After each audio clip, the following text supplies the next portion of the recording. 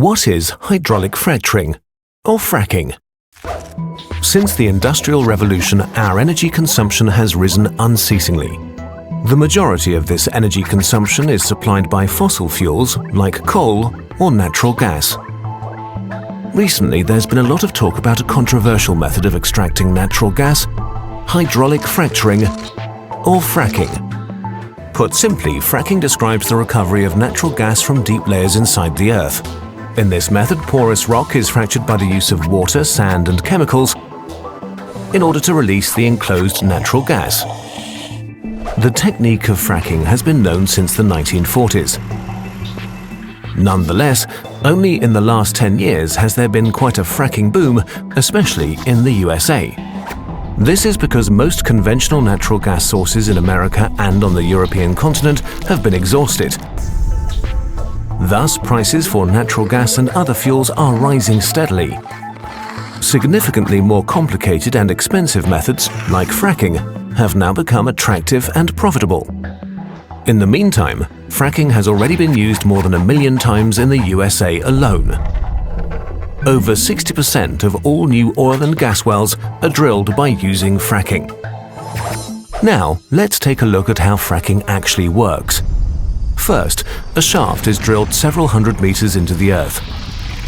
From there, a horizontal hole is drilled into the gas-bearing layer of rock. Next, the fracking fluid is pumped into the ground using high-performance pumps. On average, the fluid consists of 8 million liters of water, which amounts to about the daily consumption of 65,000 people, plus several thousand tons of sand and about 200,000 liters of chemicals. The mixture penetrates into the rock layer and produces innumerable tiny cracks. The sand prevents the cracks from closing again. The chemicals perform various tasks. Among other things, they compress the water, kill off bacteria, or dissolve minerals. Next, the majority of the fracking fluid is pumped out again. And now the natural gas can be recovered. As soon as the gas source is exhausted, the drill hole is sealed. As a rule, the fracking fluid is pumped back into deep underground layers and sealed in there. However, fracking is also associated with several considerable risks. The primary risk consists in the contamination of drinking water sources. Fracking not only consumes large quantities of fresh water, but in addition, the water is subsequently contaminated and is highly toxic. The contamination is so severe that the water cannot even be cleaned in a treatment plant. Even though the danger is known and theoretically could be managed, in the USA already, sources have been contaminated due to negligence. No one yet knows how the enclosed water will behave in the future, since there have not yet been any long-term studies on the subject. The chemicals used in fracking vary from the hazardous to the extremely toxic and carcinogenic, such as benzol or formic acid. The companies using fracking say nothing about the precise composition of the chemical mixture. But it is known that there are about 700 different chemical agents which can be used in the process. Another risk is the release of greenhouse gases. The natural gas recovered by fracking consists largely of methane, a greenhouse gas which is 25 times more potent than carbon dioxide. Natural gas is less harmful than coal when burned, but nonetheless, the negative effects of fracking on the climate balance are overall greater. Firstly, the fracking process requires a very large consumption of energy. Secondly, the drill holes are quickly exhausted, and it's necessary to drill fracking holes much more frequently than for classical natural gas wells. In addition, about 3% of the recovered gas is lost in the extraction and escapes into the atmosphere. So how is fracking and its expected benefits to be assessed when the advantages are balanced against the disadvantages? When properly employed, this technique offers one way in the short to medium term to meet our demand for lower-cost energy. But the long-term consequences of fracking are unforeseeable, and the risk to our drinking water thus should not be underestimated. In December 2019, the Chinese authorities notified the world that a virus was spreading through their communities. In the following months, it spread to other countries, with cases doubling within days. This virus is the severe acute respiratory syndrome-related coronavirus 2 that causes the disease called COVID-19 and that everyone simply calls coronavirus. What actually happens when it infects a human, and what should we all do? A virus is really just a hull around genetic material and a few proteins, arguably not even a living thing. It can only make more of itself by entering a living cell. Corona may spread via surfaces, but it's still uncertain how long it can survive on them. Its main way of spreading seems to be droplet infection, when people cough, or if you touch someone who's ill and then your face, say rubbing your eyes or nose. The virus starts its journey here and then hitches a ride as a stowaway deeper into the body. Its destinations are the intestines, the spleen, or the lungs, where it can have the most dramatic effect. Even just a few coronaviruses can cause quite a dramatic situation. The lungs are lined with billions of epithelial cells. These are the border cells of your body, lining your organs and mucosa, waiting to be infected. Corona connects to a specific receptor on its victim's membranes to inject its genetic material. The cell, ignorant of what's happening, executes the new instructions, which are pretty simple: copy and reassemble. It fills up with more and more copies of the original virus until it reaches a critical point and receives one final order: self-destruct. The cell sort of melts away, releasing new corona particles, ready to attack more cells. The number of infected cells grows exponentially. After about 10 days, millions of body cells are infected and billions of viruses swarm the lungs. The virus has not caused too much damage yet, but corona is now going to release a real beast on you, your own immune system. The immune system, while there to protect you, can actually be pretty dangerous to yourself and needs tight regulation. And as immune cells pour into the lungs to fight the virus, corona infects some of them and creates confusion. Cells have neither ears nor eyes. They communicate mostly via tiny information proteins called cytokines. Nearly every important immune reaction is controlled by them. Corona causes infected immune cells to overreact and yell bloody murder. In a sense, it puts the immune system into a fighting frenzy and sends way more soldiers than it should, wasting its resources and causing damage. Two kinds of cells in particular wreak havoc. First, neutrophiles, which are great at killing stuff, including ourselves. As they arrive in their thousands, they start pumping out enzymes that destroy as many friends as enemies. The other important type of cells that go into a frenzy are killer T cells, which usually order infected cells to commit controlled suicide. Confused as they are, they start ordering healthy cells to kill themselves too. The more and more immune cells arrive, the more damage they do, and the more healthy lung tissue they kill. This might get so bad that it can cause permanent, irreversible damage that leads to lifelong disabilities. In most cases, the immune system slowly regains control. It kills the infected cells, intercepts the viruses trying to infect new ones, and cleans up the battlefield. Recovery begins. The majority of people infected by corona will get through it with relatively mild symptoms. But many cases become severe or even critical. We don't know the percentage because not all cases have been identified, but it's safe to say that there is a lot more than with the flu. In more severe cases, millions of epithelial cells have died, and with them, the lung's protective lining is gone. That means that the alveoli, tiny air sacs via which breathing occurs, can be infected by bacteria that aren't usually a big problem. Patients get pneumonia, respiration becomes hard or even fails, and patients need ventilators to survive. The immune system has fought at full capacity for weeks and made millions of antiviral weapons. And as thousands of bacteria rapidly multiply, it is overwhelmed. They enter the blood and overrun the body. If this happens, death is very likely. The coronavirus is often compared to the flu, but actually, it's much more dangerous.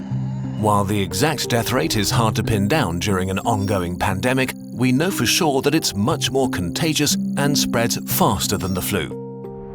There are two futures for a pandemic like corona: fast and slow. Which future we will see depends on how we all react to it in the early days of the outbreak. A fast pandemic will be horrible and cost many lives. a slow pandemic will not be remembered by the history books. The worst-case scenario for a fast pandemic begins with a very rapid rate of infection because there are no countermeasures in place to slow it down. Why is this so bad? In a fast pandemic, many people get sick at the same time. If the numbers get too large, healthcare systems become unable to handle it. There aren't enough resources like medical staff or equipment like ventilators left to help everybody. People will die untreated. And as more healthcare workers get sick themselves, the capacity of healthcare systems falls even further. If this becomes the case, then horrible decisions will have to be made about who gets to live and who doesn't. The number of deaths rises significantly in such a scenario. To avoid this, the world, that means all of us, needs to do what it can to turn this into a slow pandemic. A pandemic is slowed down by the right responses, especially in the early phase, so that everyone who gets sick can get treatment and there's no crunch point with overwhelmed hospitals. Since we don't have a vaccine for corona, we have to socially engineer our behavior to act like a social vaccine. This simply means two things: not getting infected and not infecting others. Although it sounds trivial, the very best thing you can do is to wash your hands. Soap is actually a powerful tool. The coronavirus is encased in what is basically a layer of fat. Soap breaks that fat apart and leaves it unable to infect you. It also makes your hands slippery, and with the mechanical motions of washing, viruses are ripped away. To do it properly, wash your hands as if you've just cut up some jalapenos and want to put in your contacts next. The next thing is social distancing, which is not a nice experience, but a nice thing to do. This means no hugging, no handshakes. If you can stay at home to protect those who need to be out for society to function, from doctors to cashiers or police officers. You depend on all of them. They all depend on you to not get sick. On a larger level, there are quarantines, which can mean different things, from travel restrictions or actual orders to stay at home. Quarantines are not great to experience and certainly not popular, but they buy us, and especially the researchers working on medication and vaccination, crucial time. So if you are put under quarantine, you should understand why and respect it. None of this is fun, but looking at the big picture, it is a really small price to pay. The question of how pandemics end depends on how they start. If they start fast with a steep slope, they end badly. If they start slow with a not-so-steep slope, they end okayish. And in this day and age, it really is in all of our hands, literally and figuratively. A huge thanks to the experts who helped us on short notice with this video, especially Our World in Data, the online publication for research and data on the world's largest problems and how to make progress solving them. Check out their site. It also includes a constantly updated page on the corona pandemic. The world you see is not real. You're not living in this very moment that you're experiencing, and nothing is like it seems. It turns out your brain constructs your reality as you're experiencing it. It edits your memories as they happen. It lives in totally different time spheres and tells you a story about the world that feels real. What's going on and who's really in control of your life? The gap between reality and you. Vision is maybe our main source of information about the world, but in reality we don't really see that much. Only a thumbnail-sized area of your visual field is in high resolution, while the rest is out of focus. If it doesn't feel like this, that's because it's made up by your brain, using a pretty neat trick. Each second your eyes make 3 to 4 sudden jerky movements, saccades of 50 milliseconds, focusing from one point to another, scanning your environment to get different sharp images that your brain then edits together. During a saccade, your brain shuts down your vision so you don't see a wild motion blur. This means that each day for around 2 hours, you're completely blind. If you could actually see what your eyes see, it would look something like this. Brrr, brrr. Instead, your brain fills this time with its best guesses of what happened during the blackness. But it does way more. It turns out that you're not really experiencing time correctly. What's really happening when you're stirring milk into a cup of coffee? As the spoon hits the ceramic, light reflects off it and hits your eyes after 1.3 nanoseconds. The ceramic vibrates and creates a shock wave of air molecules that travels to your ear in 1.2 milliseconds. Heat is picked up by fibers in your fingers that send a signal to your brain in 50 milliseconds. 3 very different inputs, all processed in your brain at different times. You don't experience them separately, but as one smooth, simultaneous and connected moment. Your brain takes a moment to process and then invents a reality, a present moment that's not real. What you feel is now is in fact a selectively edited version of the past. You really only consciously experience the world 0.3 to 0.5 seconds after things happened. Except this is also not really true, because your brain is editing time and space way more than that, and it makes decisions completely out of your conscious control. You're living in the past. No. Future. No. A made-up future. Your present, what you experience right now, is kind of the future. Imagine for a second that you're a table tennis pro. In pro table tennis, balls whoosh around at 25 meters per second, which is pretty fast, so let's slow down time. Light passes from the ball to your eye in nanoseconds, is converted into electrical impulses that reach your brain to be processed after 100 milliseconds. Meanwhile, the ball travels 2.5 meters through the air, the length of the table. If your brain showed you the past, where the ball was 100 milliseconds ago, it would hit you before you could react. So, instead, your brain takes its location, speed and direction and calculates where the ball should be in the future by the time the information reaches you, and then it creates a fictional version of it. This is what you see in your fake present, a fake ball that's somewhere else. But you don't need to just see the ball, you want to smash it back hard. If you acted now and started swinging your arm, you'd miss by a mile. Things are just too fast. So before the ball even touches your opponent's bat, your brain starts predicting where it will likely be in space after they hit, based on the other player's posture and your table tennis experience. But as it can't be sure if it will be correct, it prepares multiple different responses.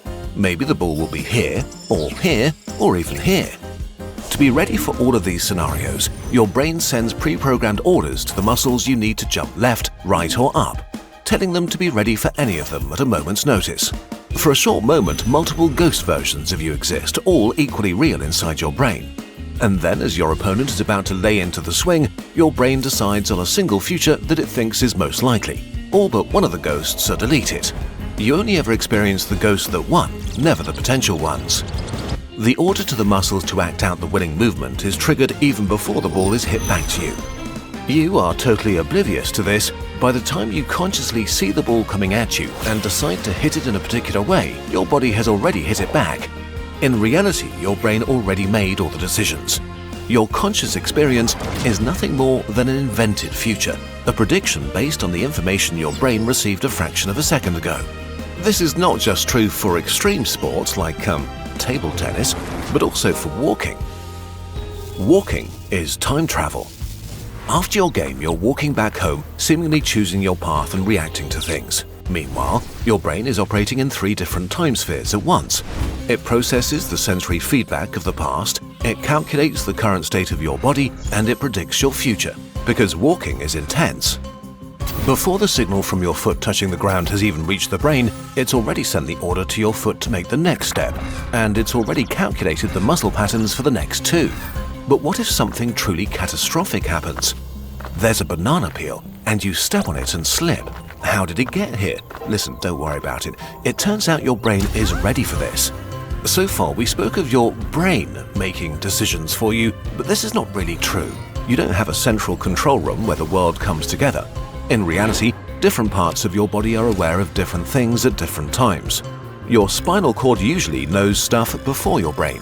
And even within your brain, different regions process the same event at different speeds and make independent decisions. As your foot catches the peel, the gyroscope inside your ears notices a sudden change of your position in space. It submits this information to your brainstem and spinal cord, the "things must happen quickly" section of your body. They immediately trigger emergency recovery patterns and send orders to different muscle groups. Within 200 milliseconds, pre-programmed sequences activate to catch your fall.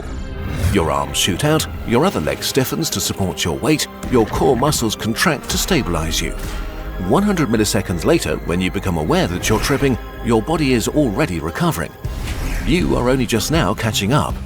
Okay, so we've learned that your brain is constantly predicting reality around you, makes decisions about the best way to act, and then shows you an edited version, which totally makes sense. Would you really want to be in charge of all that? But your brain is not just predicting the external world. Right now, it's predicting a way more complex thing: you. Are you just a prediction of your brain? Why do you feel about the world the way you do? Your sense of hunger, your energy level, and especially your emotions are not just objective reactions to what state you're in, but predictions. Your brain's prediction of what you'll need soon or need to be ready for. You're probably used to getting food or going to bed roughly around the same time, and as the time approaches, your brain releases hormones to prepare you. A self-fulfilling prophecy. You get hungry or tired because your brain assumes this is the time when this is needed. This is the most striking thing about your emotions. They aren't just reactions to the outside world, they're predictions. When you go to a party, your brain isn't waiting to see how you feel once you get there based on how the party actually is. It analyzes your experiences of past parties and who it expects to be there, maybe close friends you feel safe around, maybe people you don't know who are a less socially secure bet. Maybe your brain remembers a party where you felt anxious and that experience stuck. This can be pretty annoying. If your brain predicts anxiousness, it adjusts your heart rate, hormone levels, and muscle tensions before you even enter the room. It prepares your body for anxiety, making you actually feel anxious, which then confirms the brain's prediction and gets saved for future reference. Does this make you feel like you're just along for the ride, forced to experience whatever predictions your brain feeds you? Thankfully, it's not quite like that. Your conscious self is obviously not the decider of most things as you go through your day. But that is not what it's good at anyway.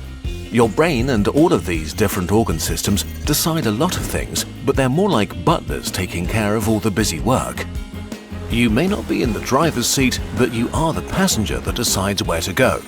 What your conscious self is good at is long-term planning and abstract thinking.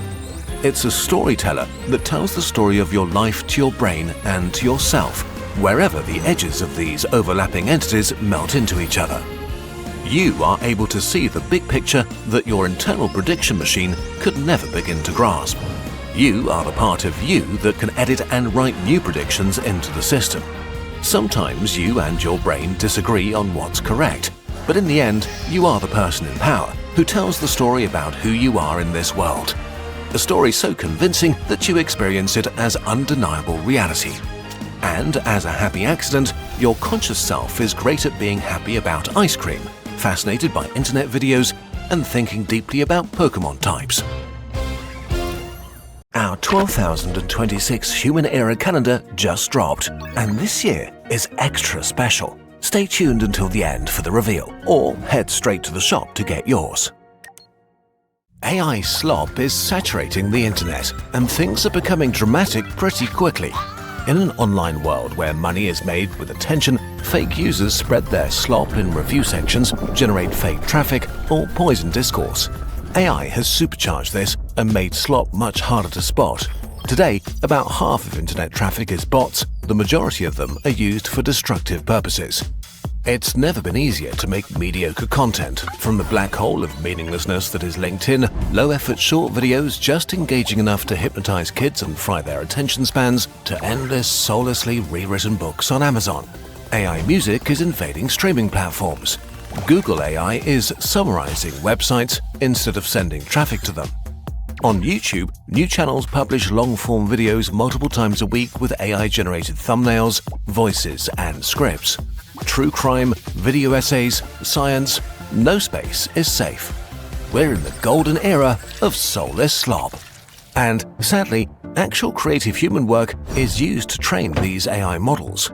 Every Reddit comment, original YouTube video, or human drawing on DeviantArt has been sold out to the AI companies, or straight up stolen by them, without attribution or payment to the actual creators.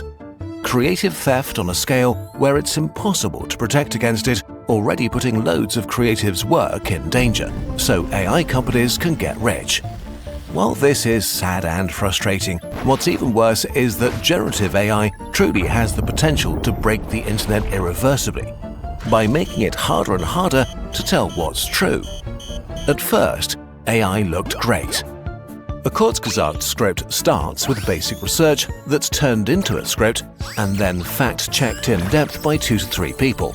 We try to confirm our info with what we deem trustworthy, ideally first-hand sources, ideally papers. Then we get 1 to 3 experts for input and critique. Fact-checking and compiling our sources alone takes around 100 hours per video.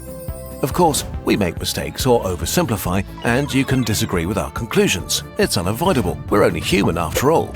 But it is fair to say that our process is extensive, and after a decade, we know what we're doing. When AI appeared, we were very excited. A mechanical brain able to super quickly collect information.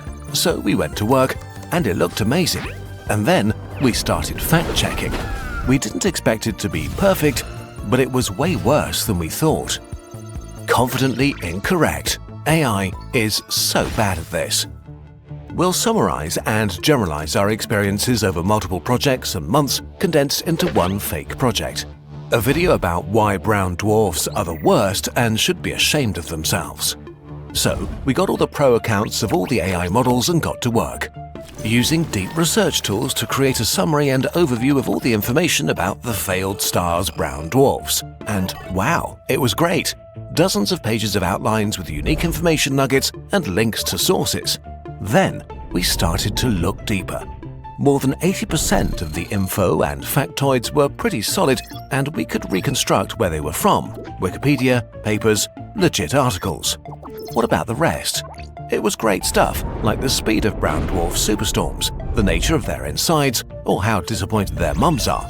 But we couldn't find where the AI got this info from, which is not automatically a bad sign. After all, the models contain pretty much all the internet and books ever written. So we asked experts for input, and they flagged the exact same facts, even asking where we found it. To fulfill its goal to make us happy, the AI had invented or extrapolated information to make brown dwarfs more interesting than they really are. Like a bad journalist making up details to make a story hit harder or fit a narrative. Now we wanted to know more and dove in deeper, reading the seemingly more solid sources the AI had given us in full. One was an article from a news site written by a human journalist. Or was it? It had a very familiar structure and, surely purely coincidentally, read like what you get if a human slightly changes AI wording. An AI essay detection tool gave it a 72% match, so an AI article without sources used as a credible source for AI research. Which makes sense, since in 2025 there were already well over 1,200 confirmed AI news websites publishing massive amounts of AI-generated misinformation and false narratives. This mix of correct, dubiously sourced and straight-up made-up information also leads AI to present really shoddy conclusions that sound strong or novel but are often half-truths or misrepresentations. Oh well, we salvaged what we could and went back to the drawing board. And after a few weeks, it happened. By pure stupid chance, we saw a brown dwarf video popping up by a relatively new channel. It had hundreds of thousands of views and was pretty good, nice footage, great editing. But we'd seen the structure and rhythm before, and would you look at that? It contained all the brown dwarf facts we'd flagged as unreliable or straight up made up by AI. This is where the death of the internet begins. Now, there's a proper source of brown dwarf misinformation online. When the next AI repeats the same research, it will find a transcript from a video with a lot of views. The misinformation is now true. It will spread. Even before AI, it was pretty hard to find the origin of facts that sound great but are not true. Just watch our video about a 100-year-old lie. As AI use goes on, it may become impossible to know what's true or not. The most corrosive lie. The problem with AI is how trustworthy it seems. How it's correct enough to seem super smart and how incredibly confidently incorrect it is. Casually lying to your face, often very subtly. When you catch it lying, it immediately admits it, vows to never do it again, and then it does it again. As eloquent as current language models feel, there's nobody home. No greater intelligence or consciousness is talking back to you. Current AI is a very complex hammer that doesn't understand what it's doing or what nails are. But we're letting it add new shelves to the library of human knowledge. AI is changing quickly, so this may get better, But right now, it's pretty grim. Way too many people blindly trust AI. Studies looked into the language of millions of scientific papers published before and after the rise of large language models. They found an abrupt and sharp increase in the frequency of words that AIs like to use. So it seems clear that now a significant portion of papers have been at least assisted by AI, usually without acknowledgement. And just in July 2025, it was discovered that a number of researchers had started to sneak hidden messages into their papers. In white text, or too small for the human eye, they prompted AIs to review them positively and not point out flaws. As more and more people are using AI carelessly, the library of human knowledge is getting less and less reliable. Which brings us to the last part: how are we using AI? And will Kurzgesagt survive the AI slop age? Will AI slop kill Kurzgesagt and artists? On the internet, there's only one truly valuable resource: human attention. If current trends continue, it's not that far-fetched that cheap slop content, stuff just good enough, will soak up the majority of human attention. It could make us dumber, less informed, our attention spans even worse, increase political divides, and make us neglect real human interaction. If AI eats the majority of the attention pie, channels like ours will become unfeasible, or forced to downsize or use AI themselves to be able to compete. We don't want to play this game. How will we use AI? Like the Align tool in Adobe Illustrator. If you have a bunch of boxes and you want to line them up, you can do this manually one by one, or you can just select them, click Align, and have them perfectly aligned in an instant. It's the same with AI programming tools for animation, or using it as a faster Google alternative. AI is a helpful tool, but the creativity and integrity is still ours. So, dear Internet, here is what we're offering to you. Kurzgesagt is made by humans for humans, and it will remain that way. We'll produce well-researched content and invest a lot of time and our human creativity in our illustrations and animations. Put our creative soul into our work. We'll continue to fact-check and discuss our research with human experts to give you the most trustworthy information that we can. When we make mistakes, they will be our mistakes. We would rather quit than make AI slop. But to go on, we need your support. Kurzgesagt is almost 70 full-time people and a lot of freelancers on top. This is a lot of salaries, software licenses, laptops, rent, and coffee. Homeopathy may be the most controversial but also the most popular alternative medicine. While some argue against it, others swear by its great power and effectiveness. How does homeopathy work? How did it become what it is today, and what can modern medicine learn from it? The first principle of homeopathy is like cures like. Remedies use ingredients that cause the symptoms you want to cure. In practice, that means that remedies against fever could, for example, be made from belladonna, which also causes fever. A mixture based from bee venom is used to treat itchy swellings, and so on. The second principle is a special method of preparation called potentization. The idea is that diluting and agitating the ingredients activates their curative powers and enhances their effect.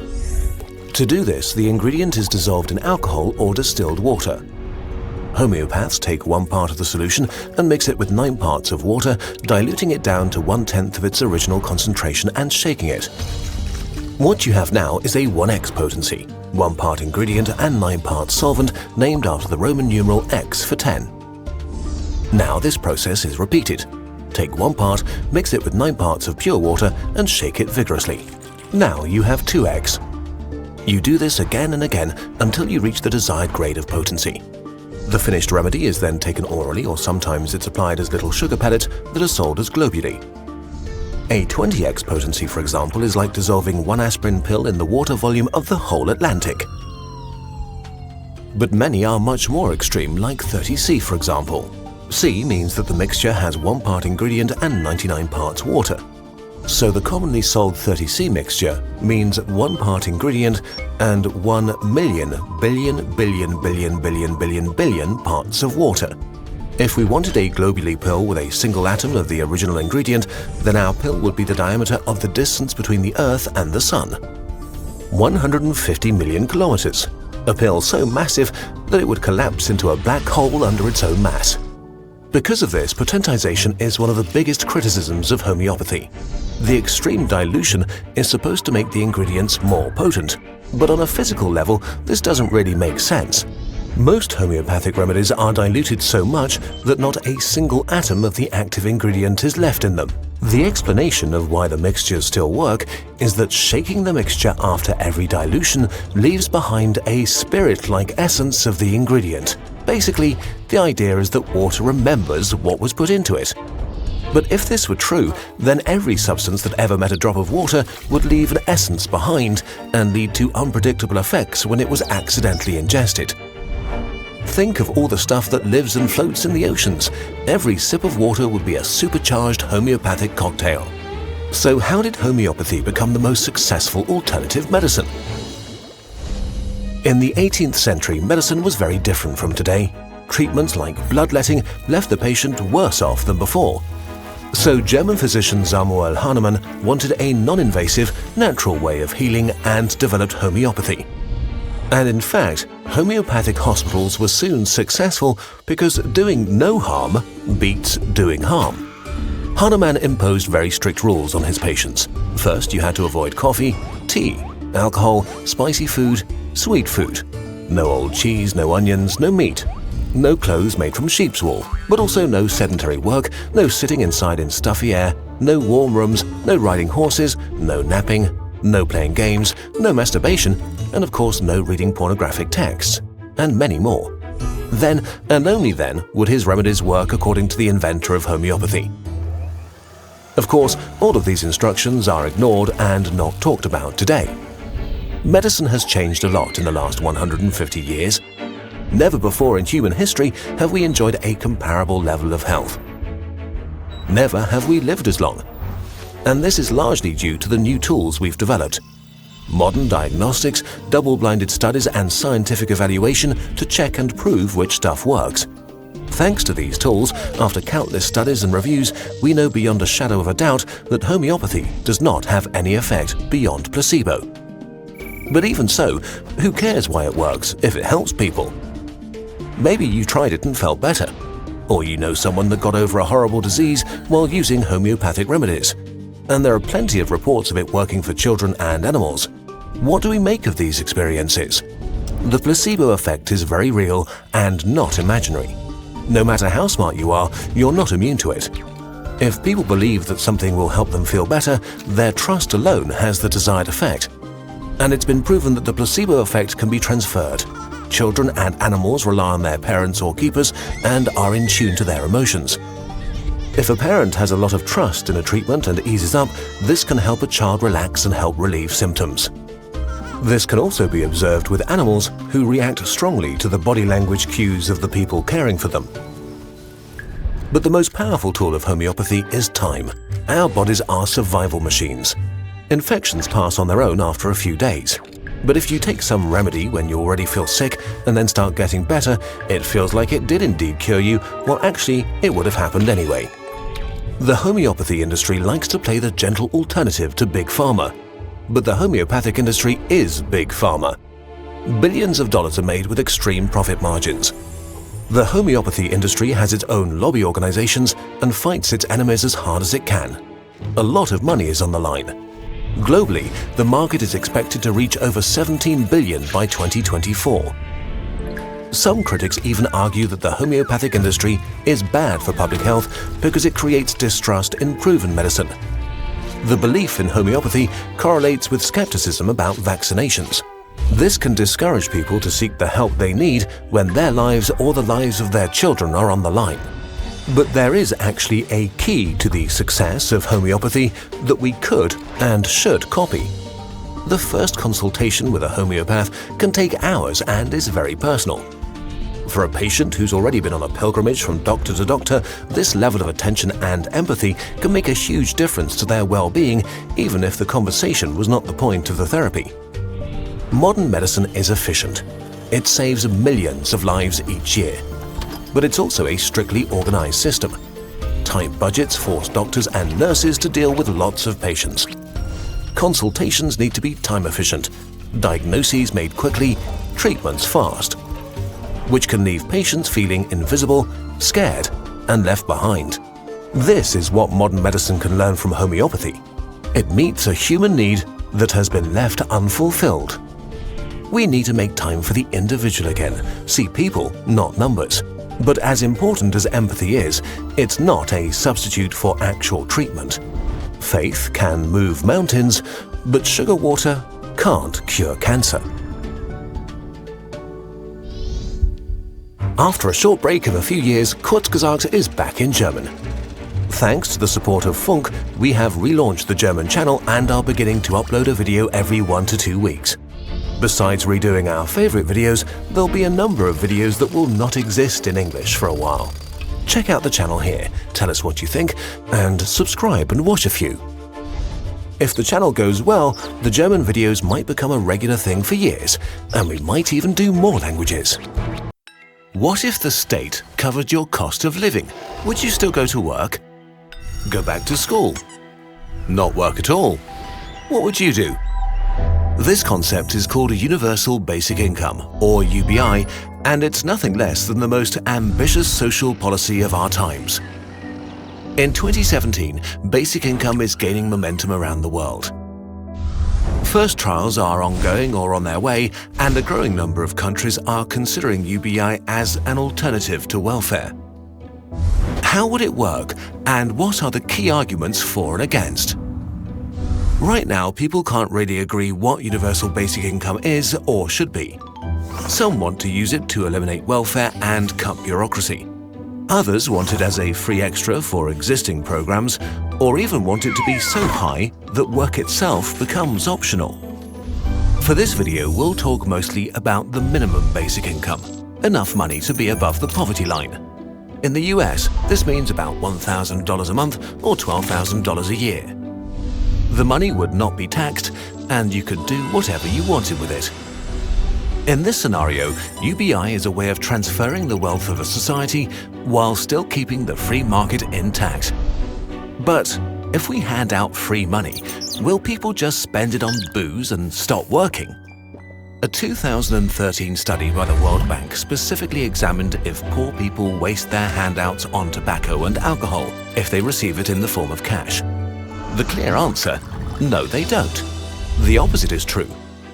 Other studies have shown that the richer you are, the more drugs and alcohol you consume. The lazy and drunk poor person is a stereotype rather than reality. What about laziness? Universal basic income test runs done in Canada in the 1970s showed that around 1% of the recipients stopped working, mostly to take care of their kids.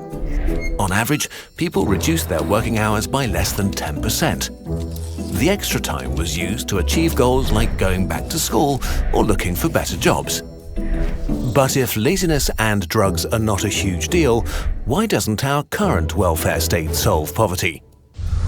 Welfare or unemployment programs often come with a lot of strings attached, like taking part in courses, applying to a certain number of jobs a month, or accepting any kind of job offer, no matter if it's a good fit or what it pays. Besides the loss of personal freedom, these conditions are often a huge waste of time and only serve to make the unemployment statistics seem less bad. Often your time would be much better spent looking for the right job, continuing education, or starting a business. Another unwanted side effect of many welfare programs is that they trap people in poverty and promote passive behavior. Imagine a benefit of $1,000 each month. In a lot of programs, if you earn a single dollar extra, the whole thing is taken away. If you take a job that's paying $1,200, you might not only lose your benefits, but because of your taxes and other costs like transportation, you might end up having less money than before. So if you actively try to better your situation and your total income is not improving or even shrinking, welfare can create a ceiling that traps people in poverty and rewards passive behavior. A basic income can never be cut, and therefore getting a job and additional income will always make your financial situation better. Work is always rewarded. Instead of a ceiling, it creates a floor from which people can lift themselves up. But even if UBI is the better model, is it economically feasible? What about inflation? Won't prices just rise, making everything just like it was before? Since the money is not being created by magic or printers, it needs to be transferred from somewhere. It's more of a shift of funds than the creation of new ones. Hence, no inflation. Okay, but how do we pay for it? There's no right answer here because the world is too diverse. How well off a country is, what the local values are. Are things like high taxes or cutting the defense budget politically acceptable or not? How much welfare state is already in place, and is it effective? Each country has its own individual path to a UBI. The easiest way to pay for a UBI is to end all welfare and use the free funds to finance it. Not only would this make a number of government agencies disappear, which in itself saves money, it would also eliminate a lot of bureaucracy. On the other hand, cutting them could leave many people worse off than before. If the goal is to have a foundation for everybody, there still need to be programs of some sort because, just like countries, people are not the same. The second way, higher taxes, especially for the very wealthy. In the US, for example, there's been a lot of economic growth, but most of the benefits from it have gone to the richest few percent. The wealth gap is rapidly widening, and many argue that it might be time to distribute the spoils more evenly to preserve the social peace. There could be taxes on financial transactions, capital, land value, carbon, or even robots. But UBI is not necessarily expensive. According to a recent study, a UBI of $1,000 per month in the US could actually grow the GDP by 12% over 8 years because it would enable poor people to spend more and increase overall demand. What about the people who do the dirty work? Who will work in the fields, crawl through sewers, or lift pianos? If you don't need to for survival, will people still do hard, boring, and unfulfilling labor? UBI might give them enough leverage to demand better pay and working conditions. A study calculated that every extra dollar going to wage earners would add about $1.21 to the national economy, while every extra dollar going to high-income Americans would add only 39 cents. There would still be very rich and poor people, but we could eliminate fear, suffering, and existential panic for a significant part of the population. Making poor citizens better off could be a smart economic tactic. For some, this isn't enough. They want a UBI large enough to live a middle-class existence. If we set the financial obstacle aside, this idea fundamentally challenges how our society is constructed. By earning money, you earn the possibility to take part in society. This determines your status and options, but it also forces many people into spending huge chunks of their time on things they don't care about. In 2016, only 33% of US employees were engaged at work, 16% were actively miserable, and the remaining 51% were only physically present. Would 67% of people stop working if they could? It would be unfair to portray work as just a chore. Work gives us something to do. It challenges us. It motivates us to improve. It forces us to engage. Many find friends or partners at work. We work for social status, wealth, and our place in the world. We're looking for something to do with our lives. And for many people, work gives them meaning. There are other concerns with UBI. If all welfare programs were exchanged for one single payment, this gives the government a lot of leverage. Individual programs are easier to attack or cut than a multitude. Or populists might promise drastic changes to the UBI to get into power. And a universal basic income doesn't tackle all problems when it comes to inequality. Rents, for example. While $1,000 might be great in the countryside, it's not a lot for expensive metropolitan areas, which could lead to poor people moving outwards and the difference between rich and poor becoming even more extreme. And of course, for some people, the concept of work itself not being essential for survival is appalling. So is the universal basic income a good idea? The honest answer is that we don't know yet. There needs to be a lot more research, more and bigger test runs. we need to think about what kind of UBI we want and what we're prepared to give up to pay for it. The potential is huge. It might be the most promising model to sustainably eliminate poverty. It might seriously reduce the amount of desperation in the world and make us all much less stressed out. Never before in history have there been so many people on Earth as right now. Our numbers have skyrocketed from 1 billion in 1800 to 2.3 billion in 1940, 3.7 billion in 1970, and 7.4 billion in 2016. The world population increased fourfold in the last century, so what can we expect for the next century? And what does population growth mean for our future? Will there be mass migration, overcrowded slums in megacities covering continents, diseases and pollution, chaos and violence over energy, water and food, and a human species focused only on sustaining itself? Will population growth destroy our way of life, or is this prophecy just ungrounded panic?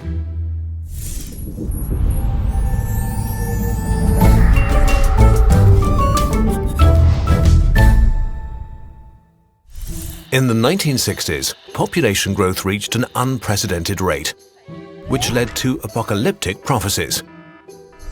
The poor would procreate endlessly and overrun the developed world. The legend of overpopulation was born. But it turns out high birth rates and the population explosion are not permanent features of some cultures or countries, but rather part of a four-step process the whole world is going through: the demographic transition. Most developed countries have already made the transition, while other countries are doing it right now.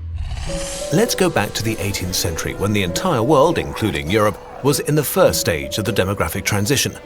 By today's standards, Europe was worse off than a developing region, suffering from poor sanitation, poor diets, and poor medicine. A lot of people were born, but lots of them died just as fast, so the population hardly grew. Women had between 4 and 6 children, but only 2 of them would reach adulthood.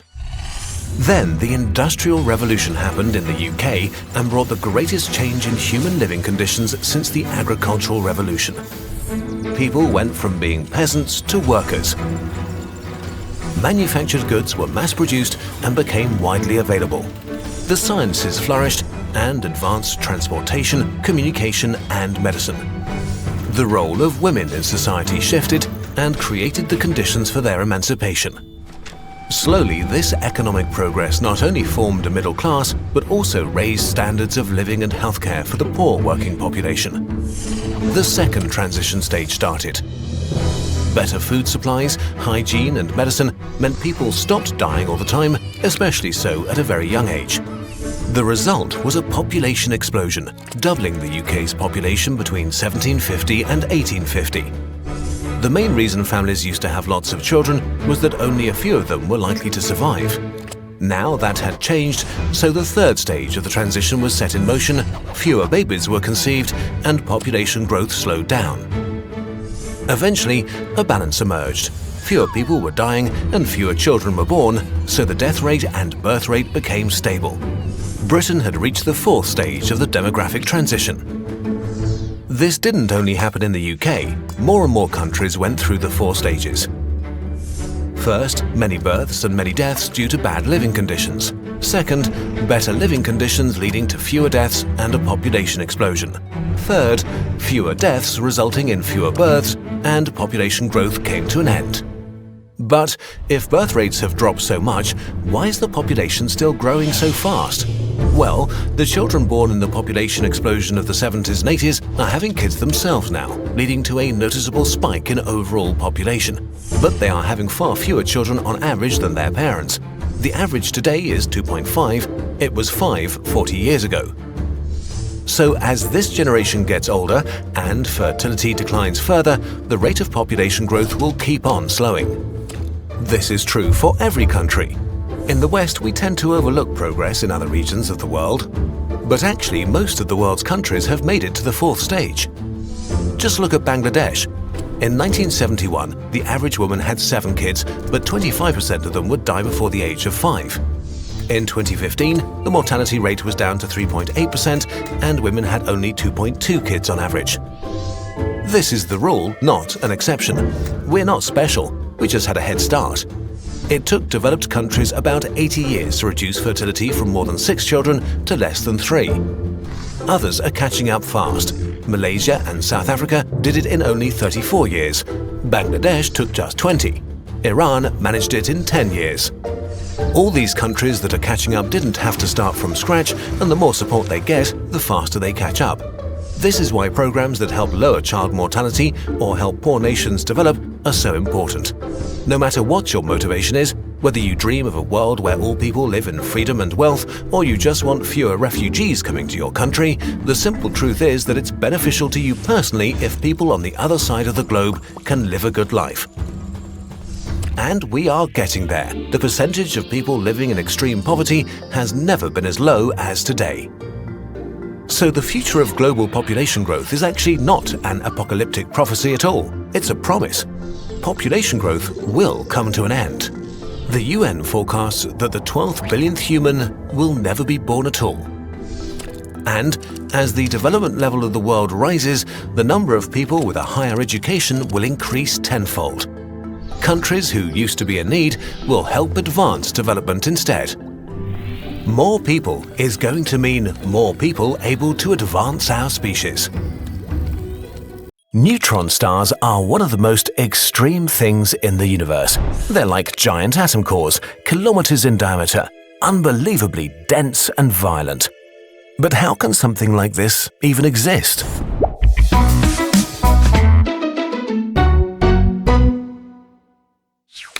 The life of a star is dominated by two forces being in balance: its own gravity and the radiation pressure of its fusion reaction.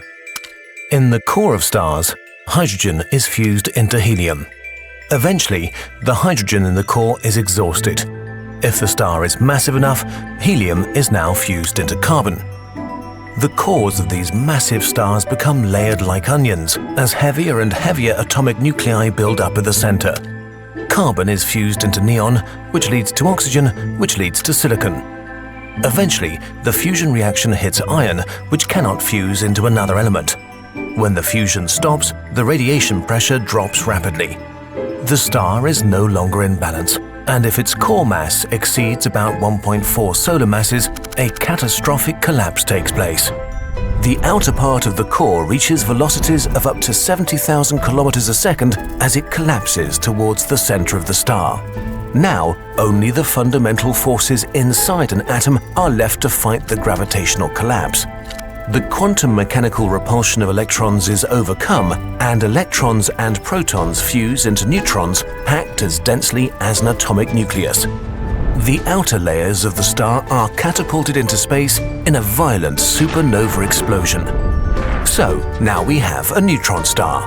Its mass is between 1 and 3 suns, but compressed to an object about 25 kilometers wide, and 500,000 times the mass of Earth in this tiny ball that's roughly the diameter of Manhattan.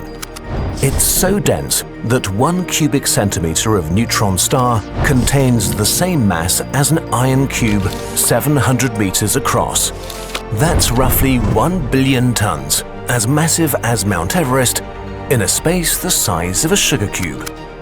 Neutron star gravity is pretty impressive too. If you were to drop an object from 1 meter over the surface, it would hit the star in 1 microsecond and accelerate up to 7.2 million kilometers per hour. The surface is super flat, with irregularities of 5 millimeters maximum, with a super thin atmosphere of hot plasma.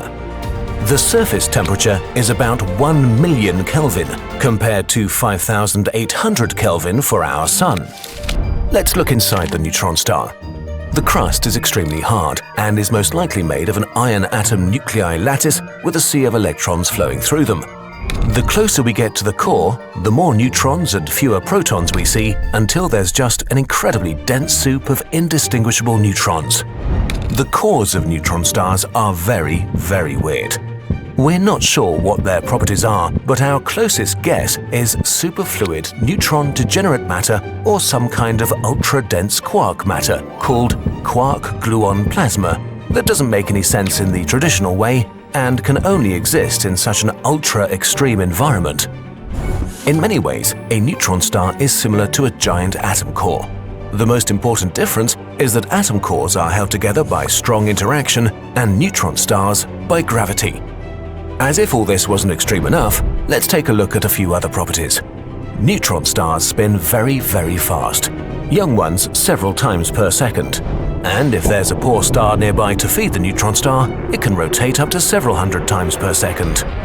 Like the object PSR J17482446 AD. It spins at approximately 252 million kilometers per hour. This is so fast that the star has a rather strange shape. We call these objects pulsars because they emit a strong radio signal.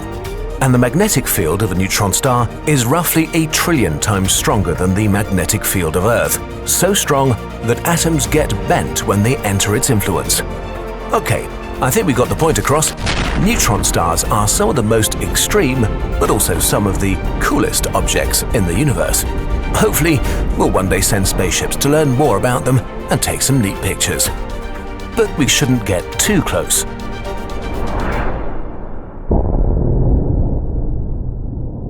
What is the true nature of the universe? To answer this question, humans come up with stories to describe the world. We test our stories and learn what to keep and what to throw away. But the more we learn, the more complicated and weird our stories become. Some of them so much so that it's really hard to know what they're actually about. Like string theory, a famous, controversial and often misunderstood story about the nature of everything.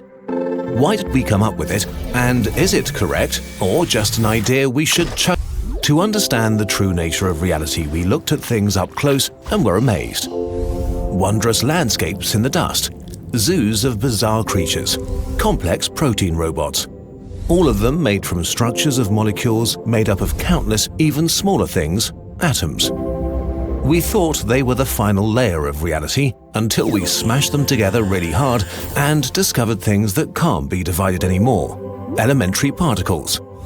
But now we had a problem. They're so small that we could no longer look at them. Think about it. What is seeing? To see something, we need light, an electromagnetic wave. This wave hits the surface of the thing and gets reflected back from it into your eye. The wave carries information from the object that your brain uses to create an image. So you can't see something without somehow interacting with it. Seeing is touching, an active process, not a passive one. This is not a problem with most things. But particles are very, very, very small. So small that the electromagnetic waves we use to see are too big to touch them. Visible light just passes over them. We can try to solve this by creating electromagnetic waves with more and much smaller wavelengths. But in quantum physics, shorter wavelengths means more energy. So when we touch a particle with a wave that has a lot of energy, it gets a kick. By looking at a particle, we change it. In quantum physics, we cannot know where a particle is and where it's going with absolute precision. This fact is so important that it has a name: the Heisenberg uncertainty principle, the basis of all quantum physics. So what does a particle look like then? What is its nature? We don't know. If we look really hard, we can see a blurry sphere of influence, but not the particles themselves. We just know they exist. But if that's the case, how can we do any science with them? We did what humans do and invented a new story, a mathematical fiction. The story of the point particle. We decided that we would pretend that a particle is a point in space. Any electron is a point with a certain electric charge and a certain mass, all indistinguishable from each other. This way, physicists could define them and calculate all of their interactions. This can be made precise in quantum field theory, and this solved a lot of problems. All of the standard model of particle physics is built on it, and it predicts lots of things very well. Some quantum properties of the electron, for example, have been tested and are accurate up to 0.0000000000002%. So while particles are not really points, by treating them as if they were, we get a pretty good picture of the universe. Not only did this idea advance science, it also led to a lot of real-world technology we use every day. But there's a huge problem: gravity. In quantum mechanics, all physical forces are carried by certain particles. But according to Einstein's general relativity, gravity is not a force like the others in the universe. If the universe is a play, particles are the actors, but gravity is the stage. To put it simply, gravity is a theory of geometry, the geometry of space-time itself, of distances which we need to describe with absolute precision. But since there is no way to precisely measure things in the quantum world, our story of gravity doesn't work with our story of quantum physics. When physicists tried to add gravity to the story by inventing a new particle, their mathematics broke down. And this is a big problem. If we could marry gravity to quantum physics and the Standard Model, we would have the theory of everything. So very smart people came up with a new story. They asked, what is more complex than a point? A line or a string? String theory was born. What makes string theory so elegant is that it describes many different elementary particles as different modes of vibration of the string. Just like a violin string vibrating differently can give you a lot of different notes, a string can give you different particles. Most importantly, this includes gravity. String theory promised to unify all fundamental forces of the universe. This caused enormous excitement and hype. String theory quickly graduated to a possible theory of everything. Unfortunately, string theory comes with a lot of strings attached. Much of the maths involving a consistent string theory does not work in our universe with its 3 spatial and 1 temporal dimensions. String theory requires 10 dimensions to work out. So string theorists did calculations in model universes, and then try to get rid of the 6 additional dimensions and describe our own universe. But so far, nobody has succeeded, and no prediction of string theory has been proven in an experiment. So string theory did not reveal the nature of our universe. One could argue that in this case, string theory really isn't useful at all. Science is all about experiments and predictions. If we can't do those, why should we bother with strings? It really is all about how we use it. Physics is based on maths. 2 + 2 makes 4. This is true no matter how you feel about it. And the maths in string theory does work out. That's why string theory is still useful. Imagine that you want to build a cruise ship, but you only have blueprints for a small rowing boat. There are plenty of differences: the engine, the materials, the scale. But both things are fundamentally the same: things that float. So by studying the rowing boat blueprints, you might still learn something about how to build a cruise ship eventually. With string theory, we can try to answer some questions about quantum gravity that have been puzzling physicists for decades, such as how black holes work or the information paradox. String theory may point us in the right direction. When used in this spirit, string theory becomes a precious tool for theoretical physicists and help them discover new aspects of the quantum world and some beautiful mathematics. So maybe the story of string theory is not the theory of everything. But just like the story of the point particle, it may be an extremely useful story. We don't yet know what the true nature of reality is, but we'll keep coming up with stories to try and find out until one day, hopefully, we do know. Over 40 years ago, US President Richard Nixon declared drug abuse public enemy #1, starting an unprecedented global campaign, the War on Drugs. Today, the numbers are in.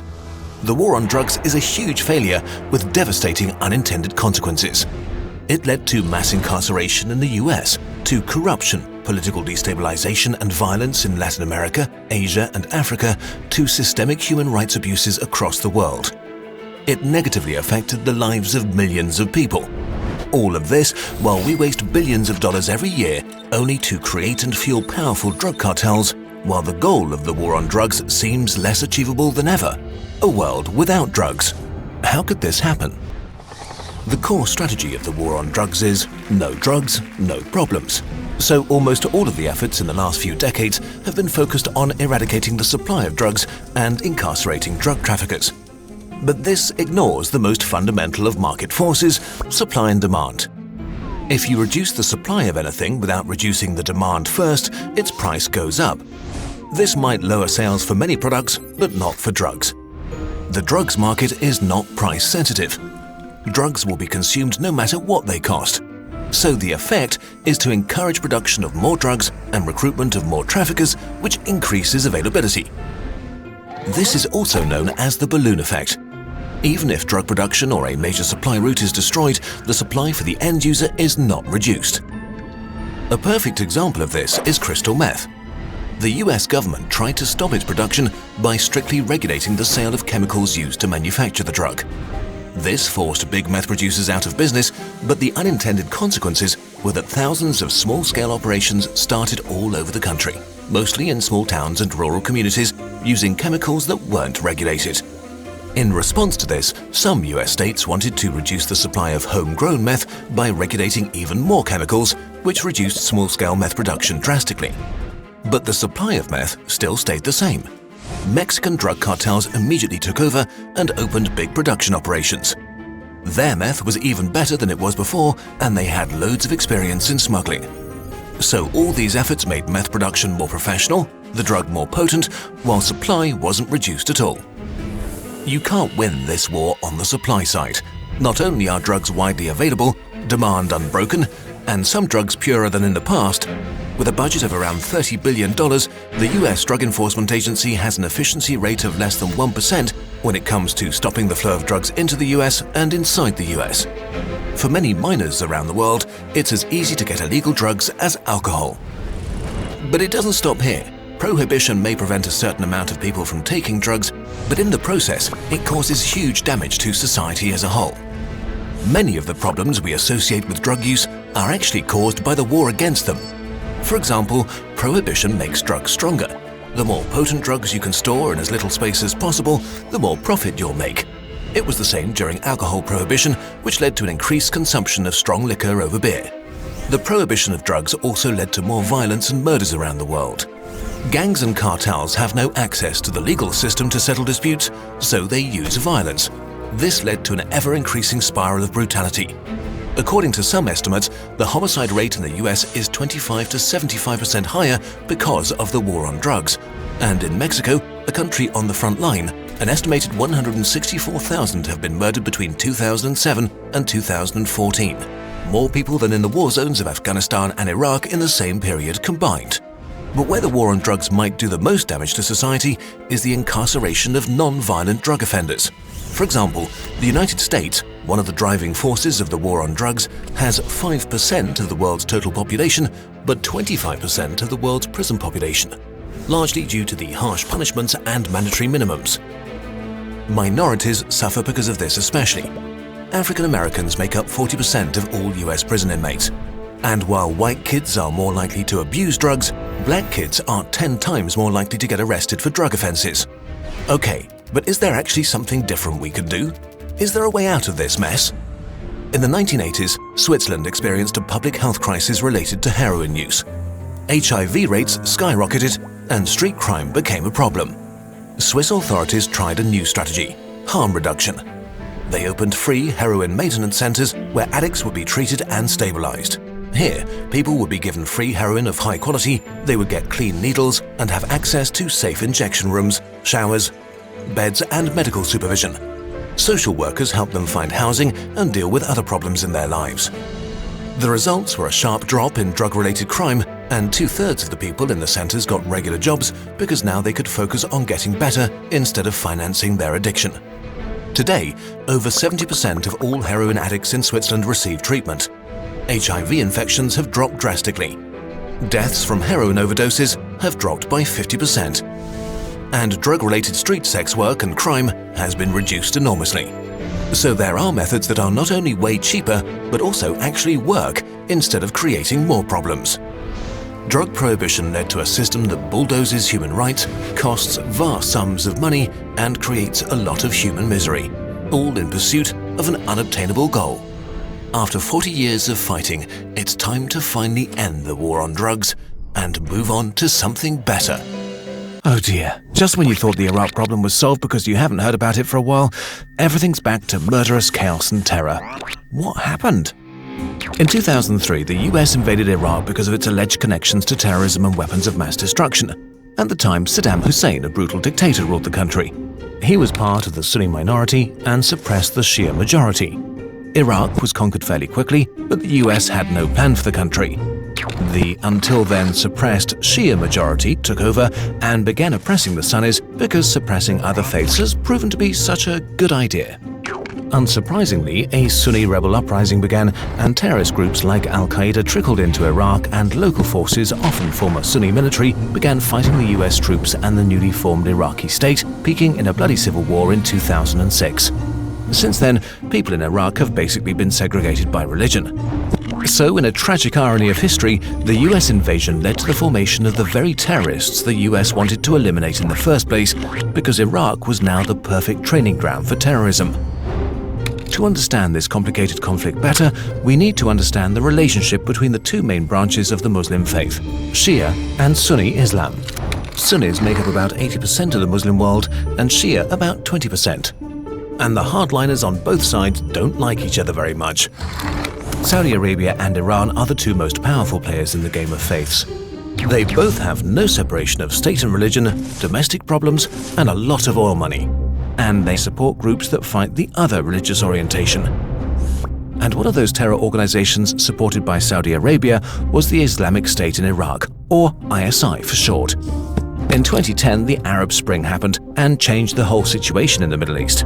In Syria, dictator Bashar al-Assad didn't think much of resigning and started a gruesome civil war against his own people. The longer the war went on, the more foreign groups joined the fight, most of them for religious reasons and with the goal of building an Islamic State in the region. And one of them was the infamous ISI, which now became the Islamic State in Iraq and Syria, or ISIS. They had fought in Iraq for years and had thousands of well-trained and fanatic soldiers. They already quasi-controlled parts of northern Iraq and were very determined to build their religious state. And they changed the game in Syria like no one expected. ISIS was so unbelievably violent and radical that soon it was at war with almost every other faction of the Syrian rebel armies. They attacked and killed members of other Muslim terrorist groups. In the territories they controlled, they built an Islamic State with rules so strict that even the hardliners of Al-Qaeda and Saudi Arabia were shocked and withdrew their support. ISIS has been accused of responsibility for multiple massacres against civilians, countless suicide bombings, the hostage-taking of women and children, the execution of their prisoners and beheadings. All kinds of medieval horrors we would rather not have to illustrate. And this lovely gathering of human beings recently decided it was time to take more territory in Iraq. Since the US left Iraq, the Shia Prime Minister Nouri al-Maliki has monopolized power and discriminated against Sunnis wherever possible. The government of Iraq is widely regarded as being corrupt, incapable, and it's certainly hated by a large part of its citizens. The Iraqi army, consisting of about 300,000 soldiers, was created using $25 billion in tax money, but it's not loyal to its government and has been withdrawing or completely disbanding, giving up city after city. Because ISIS has announced that everyone who opposes them will be killed, they have proven they mean business. By June 2014, they'd conquered a big chunk of Iraq, including Mosul, Iraq's second largest city. They'd stolen hundreds of millions from captured banks, making them the richest terror organization on earth. And they are constantly working on establishing a super medieval religious state. Iran and the US are even considering working together to fight them. That's how gruesome the situation is. Events in Iraq show again that exploiting the people you've defeated in a war, denying them power, a living and a stake in the rebuilding of the country, is just sowing the seeds of the next bout of violence. Somehow, we have to break this circle. What would you say if we told you that humanity is currently making a collaborative effort to engineer the perfect superbug? A bug that could kill hundreds of millions of people? Well, it is happening right now. We are in the process of creating a superbacterium. Bacteria are among the oldest living things on this planet.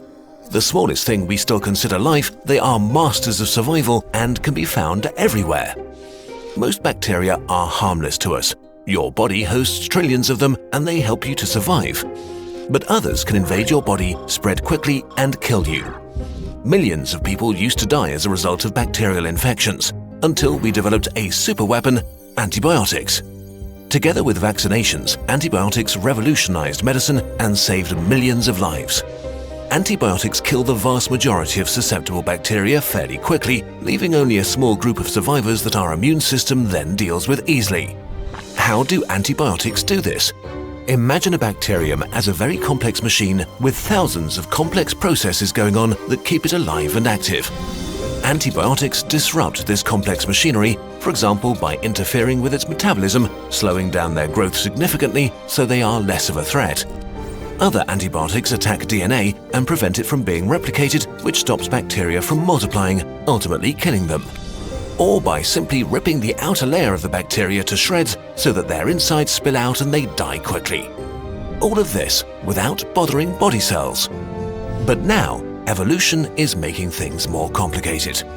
By pure random chance, a small minority of the bacteria invading your body might have evolved a way to protect themselves. For example, by intercepting the antibiotics and changing the molecule so it becomes harmless. Or by investing energy in pumps that eject the antibiotics before they can do damage. A few immune bacteria are not that big a deal because the immune system can take care of them. But if they escape, they might spread their immunity. How can bacteria spread immunity? First of all, bacteria have two kinds of DNA, the chromosome and small free-floating parts called plasmids. They can hug each other and exchange those plasmids to exchange useful abilities. This way, immunity can be spread quickly through a population. Or in a process called transformation, bacteria can harvest dead bacteria and collect DNA pieces. This even works between different bacteria species and can lead to superbugs, bacteria that are immune to multiple antibiotics. A variety of superbugs already exist in the world. Especially hospitals are the perfect breeding grounds for them. Humans have short memories. The horrors of the pre-antibiotic era have been forgotten. Today, we treat this powerful medicine as a commodity instead of as the game-changing achievement of science that it is. This has led to a strange disconnect. Hundreds of millions of people still don't have access to antibiotics in developing countries, while in other parts of the world, antibiotics are prescribed too freely and taken without care. Antibiotics should be a last resort drug, not something you take because your cold is annoying. Another serious problem is antibiotic use in meat production. At any particular point in time, humanity holds between 20 and 30 billion animals as livestock. To make meat cheaper, many animals are held in horrible conditions, in very tight spaces, and in unhygienic conditions, the perfect breeding ground for a disease. So many animals are given antibiotics to kill as many bacteria as possible and prevent them from getting sick, because a cheeseburger has to cost $1. Unsurprisingly, as a result of this system, we have created more and more bacteria that are resistant to antibiotics. To counteract this, we use different antibiotics, and we have another secret weapon. There are specific antibiotics that are used to wipe out bacteria that have developed resistance. There are strict rules for using these to avoid the creation of a superbacterium. Or so we thought. In late 2015, scary news arrived from China. Resistance against colistin, a last-ditch antibiotic, had been discovered. Colistin is an old drug and was rarely used because it can damage the liver. So there was little resistance against it, which made it a great antibiotic of last resort for certain complex infections that occur in hospitals to fight bacteria that have become immune to a whole bunch of other drugs. Bacteria resistance to colistin is very, very bad news. It might destroy a last line of defense and lead to a whole lot of dead people. How could this happen? Millions of animals in Chinese pig farms have been given colistin for years. Resistant bacteria developed, spreading first from animal to animal and then to humans without being noticed. On an average day, there are over 100,000 flights on Earth, kind of connecting every human on the planet. By creating the modern world, we have also built the infrastructure for a dangerous pandemic. Still, we don't need to panic just yet. Bacteria evolve, humans do research.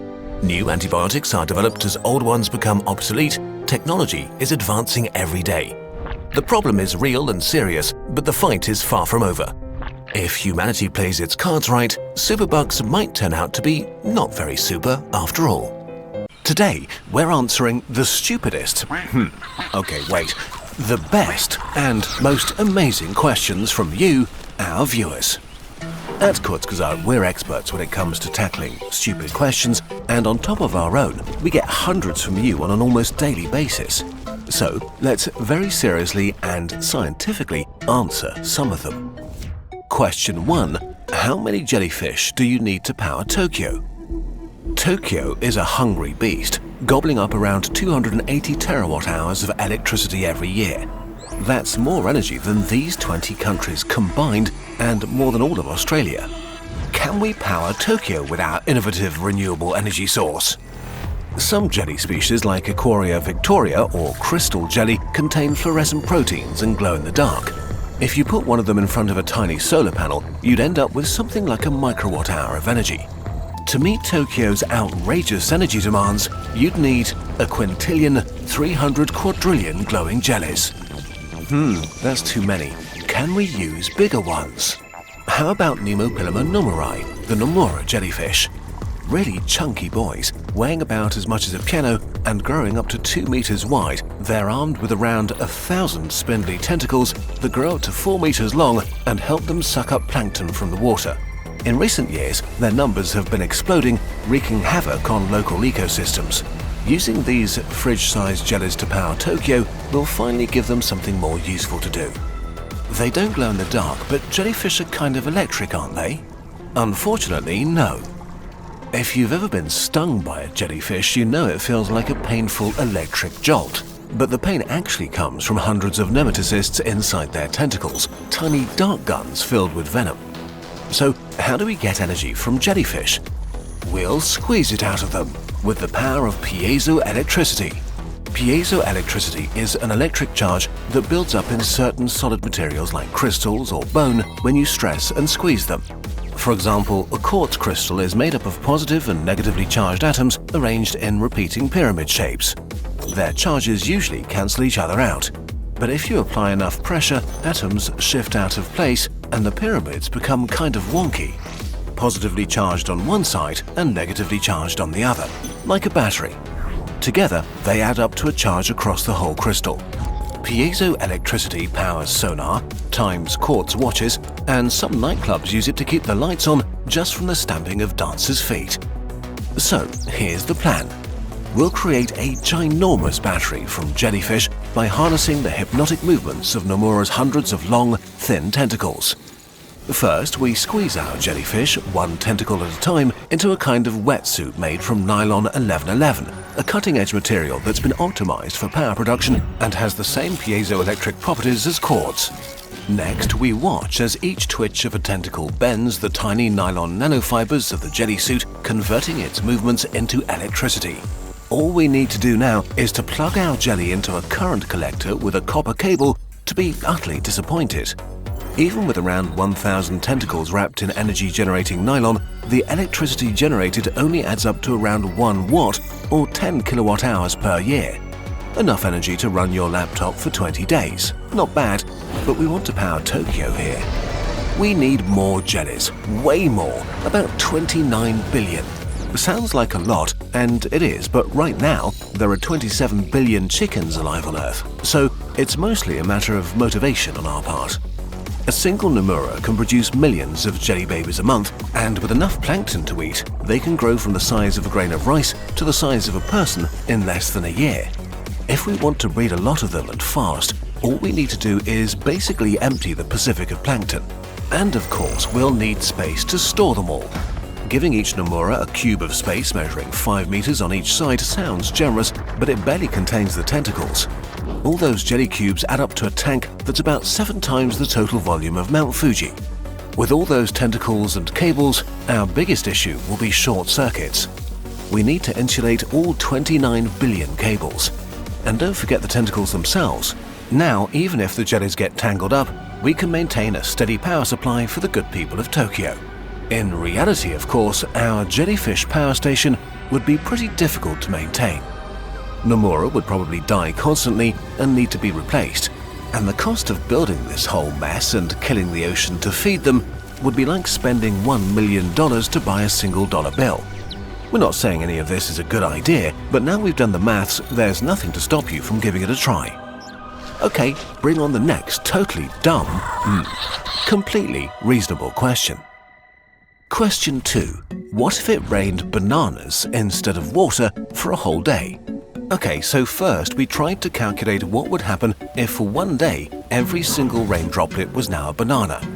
Turns out, in a storm, several million raindrops can fall on a single square meter, which stacks quickly to the equivalent of a banana asteroid smashing into the planet and killing all life. While fun, this is a bit too much.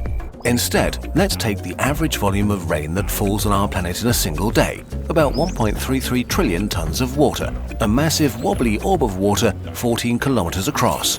Now, let's swap this water for bananas.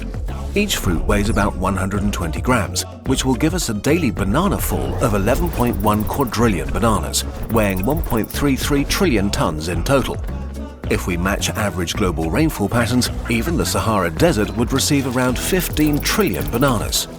If a medium-sized banana has about 105 calories, 15 trillion Sahara bananas alone could already feed the world's population for over 2 months. For the world as a whole, the calories of all rain bananas add up to a grand total of 1.2 quintillion calories. With just one day of banana rain, we could go on feeding everyone on Earth for over 100 years.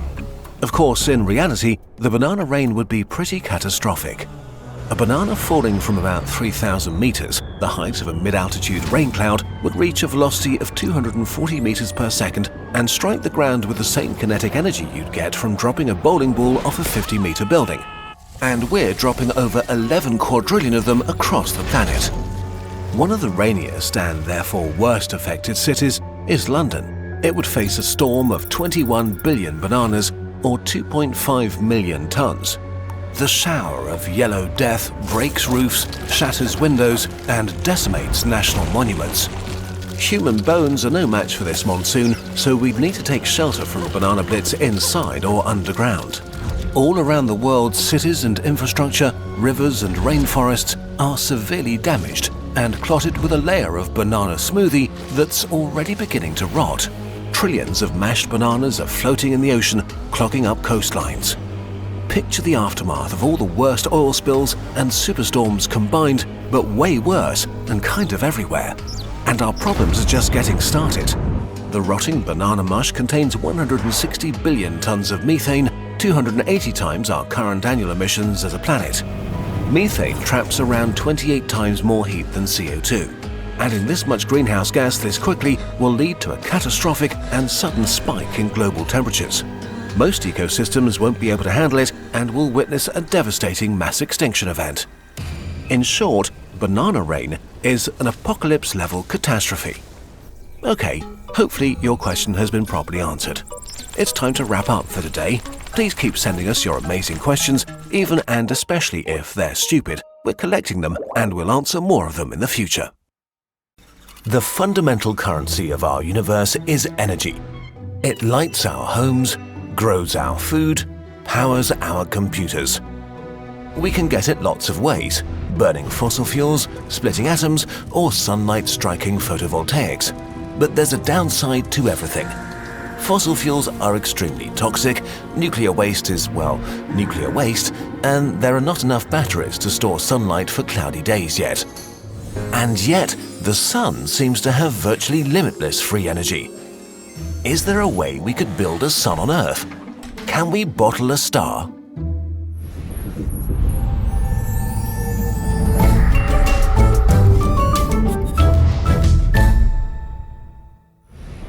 The sun shines because of nuclear fusion.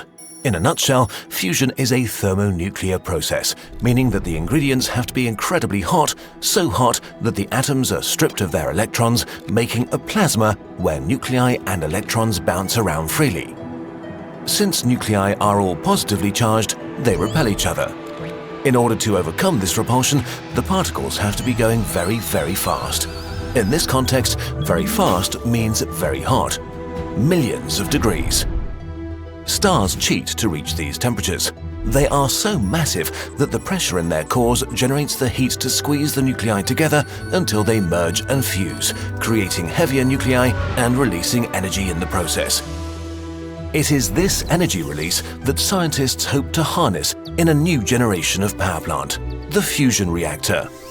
On Earth, it's not feasible to use this brute force method to create fusion, so if we wanted to build a reactor that generates energy from fusion, we have to get clever. To date, scientists have invented two ways of making plasmas hot enough to fuse. The first type of reactor uses a magnetic field to squeeze a plasma in a donut-shaped chamber where the reactions take place. These magnetic confinement reactors, such as the ITER reactor in France, use superconducting electromagnets cooled with liquid helium to within a few degrees of absolute zero, meaning they host some of the biggest temperature gradients in the known universe. The second type, called inertial confinement, uses pulses from superpowered lasers to heat the surface of a pellet of fuel, imploding it, briefly making the fuel hot and dense enough to fuse. In fact, one of the most powerful lasers in the world is used for fusion experiments at the National Ignition Facility in the US. These experiments and others like them around the world are today just experiments. Scientists are still developing the technology. And although they can achieve fusion, right now it costs more energy to do the experiments than they produce in fusion. The technology has a long way to go before it's commercially viable. And maybe it never will be. It might just be impossible to make a viable fusion reactor on Earth. But if it gets there, it will be so efficient that a single glass of seawater could be used to produce as much energy as burning a barrel of oil with no waste to speak of. This is because fusion reactors would use hydrogen or helium as fuel, and seawater is loaded with hydrogen. But not just any hydrogen will do. Specific isotopes with extra neutrons, called deuterium and tritium, are needed to make the right reactions. Deuterium is stable and can be found in abundance in seawater, though tritium is a bit trickier. It's radioactive, and there may only be 20 kilograms of it in the world, mostly in nuclear warheads, which makes it incredibly expensive. So we may need another fusion buddy for deuterium instead of tritium. Helium-3, an isotope of helium, might be a great substitute. Unfortunately, it's also incredibly rare on Earth. But here, the Moon might have the answer. Over billions of years, the solar wind may have built up huge deposits of helium-3 on the Moon. Instead of making helium-3, we can mine it. If we could sift the lunar dust for helium, we'd have enough fuel to power the entire world for thousands of years. One more argument for establishing a moon base if you weren't convinced already. Okay, maybe you think building a mini-sun still sounds kind of dangerous. But they'd actually be much safer than most other types of power plant. A fusion reactor is not like a nuclear plant, which can melt down catastrophically. If the confinement failed, then the plasma would expand and cool, and the reaction would stop. Put simply, it's not a bomb. The release of radioactive fuel like tritium could pose a threat to the environment. Tritium could bond with oxygen, making radioactive water, which could be dangerous as it seeps into the environment. Fortunately, there's no more than a few grams of tritium in use at a given time, so a leak would be quickly diluted. So we've just told you that there's nearly unlimited energy to be had at no expense to the environment in something as simple as water. So, what's the catch? Cost. We simply don't know if fusion power will ever be commercially viable. Even if they work, they might be too expensive to ever build. The main drawback is that it's unproven technology. It's a $10 billion gamble, and that money might be better spent on other clean energy that's already proven itself. Maybe we should cut our losses. Or maybe, when the payoff is unlimited clean energy for everyone, it might be worth the risk. From hostile deserts to lonely islands and the highest mountains, wherever there is space to expand into, humans do so. So it's hardly surprising that we're already making preparations to set foot on Mars and to create the first permanent colony outside of Earth, maybe even terraform another planet and turn it into a second blue home.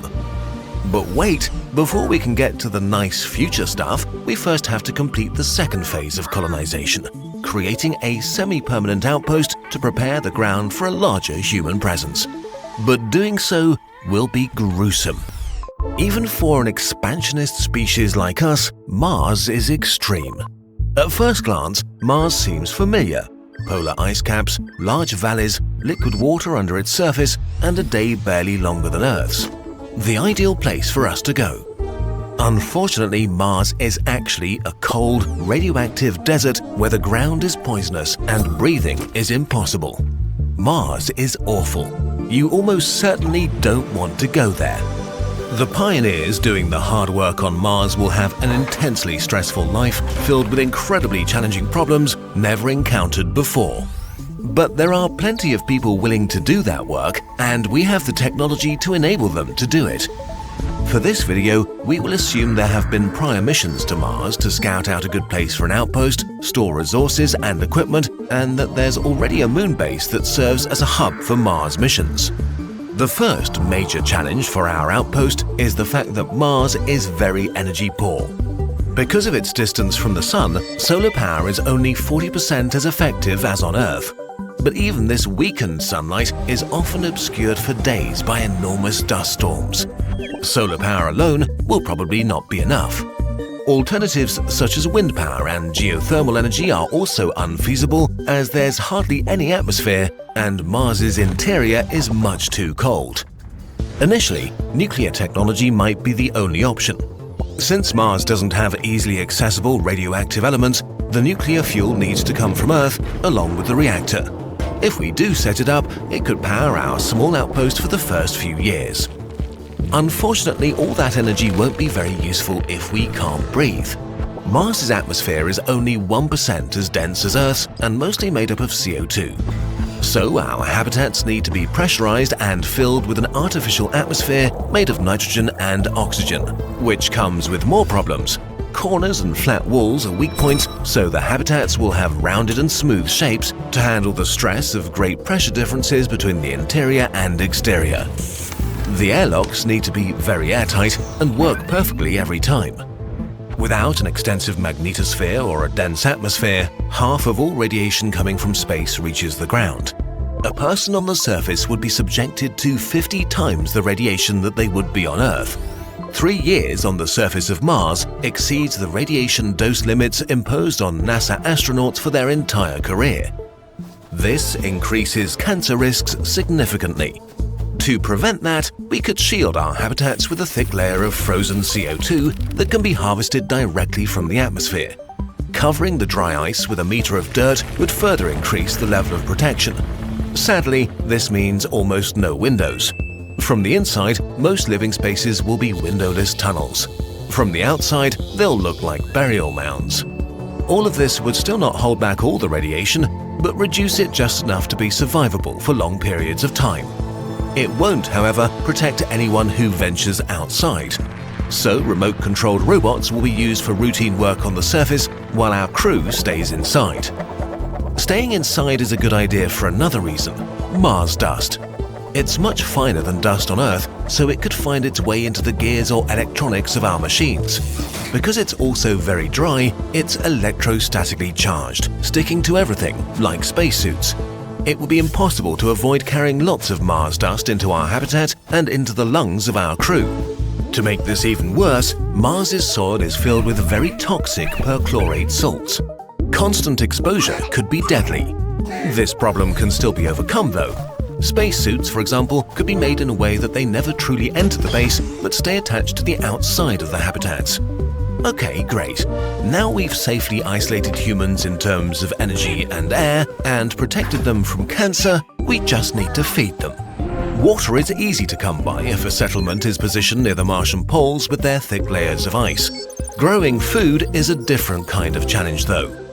Mars's soils are alkaline and lack the vital nitrogen compounds that plants need to grow. Before we can grow anything, we will have to decontaminate the soil, which is difficult and expensive. Then the soil can be fertilized using recycled biological waste. All of this will take a lot of time and is very energy intensive. So we might use aquaponics to raise fish and plants together, making the astronauts' diets more varied and tasty at the same time. This will be an important psychological boost for our overworked crew. All of these things don't solve one fundamental problem though. Mars has only 38% of Earth's surface gravity, which could cause muscle wasting, bone loss, and cardiovascular problems.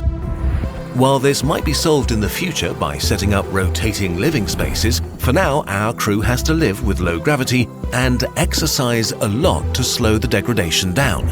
The crews will probably have to rotate every few years. After being stuck indoors in tight spaces without windows, with the same people, performing the same routines day in, day out, with little contact from the outside world and a lot to worry about. Like Antarctic scientists or submarine staff, they will undergo intense psychological screening to make sure they're mentally resilient enough to handle this lifestyle for several years. Establishing the first real infrastructure on Mars will be extremely taxing work that only a group of very determined and competent people can do. Luckily, we have enough of these on Earth. And there you have it, a small Mars base that will survive for at least a few decades, as long as it's getting a constant supply of resources, parts, nuclear fuel, and crews from Earth. Unfortunately, Mars and Earth are separated by millions of kilometers and orbital periods that leave only a narrow travel window every 2 years. If there's an emergency in the colony, Earth wouldn't be able to help until the next travel window opens. Helpers may arrive on a planet filled with corpses. Settling Mars will be the toughest challenge we have ever faced. It will be gruesome work to establish the infrastructure we need. But we're stubborn and we like extreme challenges. If we push through phase 2 of colonization, anything is possible. Cities illuminating the dark Martian night, a hub for travel between the planets, industries setting foot in orbit, terraforming, a true multi-planetary future. Going to Mars is hard, but worth it. And if we're lucky, we might be around long enough to see it happening and cheer on the people who take on these challenges for the benefit of us all. A war has been going on for billions of years that breeds well-armed monsters who struggle with other monsters for survival. Having no particular interest in us, most of them are relatively harmless, as our immune systems deal with their weapons easily. But there are exceptions. Naegleria fowleri is an amoeba that has not only developed a deadly taste for human brains, but is also a match for our defenses and stars in dramatic headlines. What happens when this monster enters your body? Naegleria fowleri is an amoeba, a microbe with a nucleus, one of the smallest life forms on Earth. It is a voracious hunter of bacteria and other critters that it devours whole and rips into pieces. Like many amoebae, it is able to transform into different stages that help it survive. But most of the time, Naegleria fowleri is in its trophozoite stage, during which it looks like a squishy blob with tiny arms, and hunts, divides, and thrives. Its natural home is in fresh water, ponds, rivers, lakes, and hot springs. But, unfortunately, it also feels happy in pipes, swimming pools, fountains, or spas when they're not properly treated. The warmer the water, the more it thrives and multiplies. So in the summer, when humans seek to cool off and enjoy themselves, the chances are highest that both species will interact. Because this makes it hard to avoid, millions of people regularly have contact with the amoeba, especially in warmer climates, and many people even seem to have antibodies against it. And this is mostly okay. You can even swallow it without consequences. Things turn bad when people dive or swim in water contaminated with the amoeba and water splashes high up into their noses. In a single drop of lake water, there are millions of viruses, bacteria, and amoebae, and that isn't really a big deal. But Naegleria fowleri is different. Let's zoom into the nose of an unsuspecting victim enjoying a great summer day and see what happens. First of all, the amoeba doesn't really want to be inside your nose, as it's not really looking for trouble. It just wants to eat a few bacteria. Instead, it's greeted by your natural defenses. Unfortunately for humans, Naegleria fowleri happens to be exceptionally good at generally flying under the radar of your immune system. For example, the inside of your nose is covered by mucosa, a slime filled with chemicals that kill or stun possible invaders or alert immune cells. But Naegleria fowleri is not particularly bothered by them and instead calmly checks out the scenery, mildly annoyed about the whole ordeal. Now, if you are unlucky, the tiny critter stumbles over something that actually sparks its interest: nerve cells. Your nose is filled with a large network of olfactory nerve cells that pick up molecules from the outside and transmit their information to your olfactory bulb, the center of smell in your brain. To do their job, these cells talk to each other by releasing various messenger chemicals and recognizing them via specific receptors. One of the most important of these chemicals is acetylcholine. Through sheer evolutionary bad luck, Naegleria fowleri happens to have receptors that recognize acetylcholine, and it seems to attract them irresistibly, a little like moths that are attracted by light. So as your olfactory nerve cells do their job, using plenty of acetylcholine to talk to the brain, Naegleria fowleri enters your tissue. It seems to follow the chemical signals upstream. Neutrophils, crazy suicide warriors, begin to attack the amoebae. Individually, they have no chance against them, as the invaders are large and pretty buff fighters, used to dealing with tough enemies. So the defenders swarm the intruders and kill them either by vomiting chemicals that punch holes into them or by literally ripping parts of them off and devouring them. But the Naegleria fowleri train is still on track, and while the neutrophil attacks slow them down, they continue to follow the olfactory nerves to their final destination, your brain. This process can take between 1 and 9 days, and you'll probably not notice anything during that time, until the amoebae reach the olfactory bulb, the center of smell and entrance to your brain. Your brain cells are nothing more than helpless victims, and they all release that wonderful acetylcholine. Naegleria fowleri initiates a massacre and releases an onslaught of various attack molecules. Some of them are basically little bombs that rip holes into your cells on contact so their pieces can be eagerly consumed. But Naegleria fowleri is now multiplying, and it's also becoming really creepy. In a feeding frenzy, it can develop up to a dozen suckers called food cups that look like giant, eerie mouths. The amoebae engage your brain cells, suck them in, and rip large bites out of them while they're still alive. Now things escalate quickly, and the disease that will kill you sets in. Alerted by the massacre, millions of immune cells, neutrophils, eosinophils, and microglias invade the infected tissue. Which is a problem. Your immune system is dangerous and not exactly a careful fighter. It's like burning down a forest to kill the wolves inside it. A really bad idea in the brain. They waste no time and attack the amoeba, using all the weapons available to them, from chemicals to trying to eat them alive. Neutrophils explode themselves to erect barriers spiked with deadly chemicals. A fierce battle ensues. Naegleria fowleri can actually fight back, itself attacking and killing many immune cells. The immune system now throws everything it has at the invader, but in vain. The complement system, tiny protein bombs that can kill intruders on their own, are easily disabled. Antibodies, usually one of your superweapons, are just destroyed or swallowed. A high fever that usually slows enemies down does nothing, as the amoeba actually thrives in the heat. All the while, the amoebae continue to multiply, fight, and devour your brain cells. A disastrous chain reaction is taking place. One major thing your immune cells do when they fight is to cause inflammation, which directs large amounts of fluid from your bloodstream into the site of an infection. So as the battle rages on without a clear winner, more and more fluid enters the brain. At this point, the human will feel symptoms that quickly escalate. It all begins pretty vaguely: a headache, fever, nausea, and vomiting. As the battle spreads rapidly through the brain, serious symptoms appear, from confusion, inability to concentrate, to fatigue, seizures, and hallucinations. The brain swells up massively but can't expand due to the bones surrounding it. So it compresses and disables the brainstem that controls things like breathing. Usually within a week, the patient dies. Up to 97% of the patients infected by the amoeba share this fate. In almost all cases, by the time an infection by Naegleria fowleri is recognized, the disastrous battle for the brain is already so far along that there is almost nothing to be done.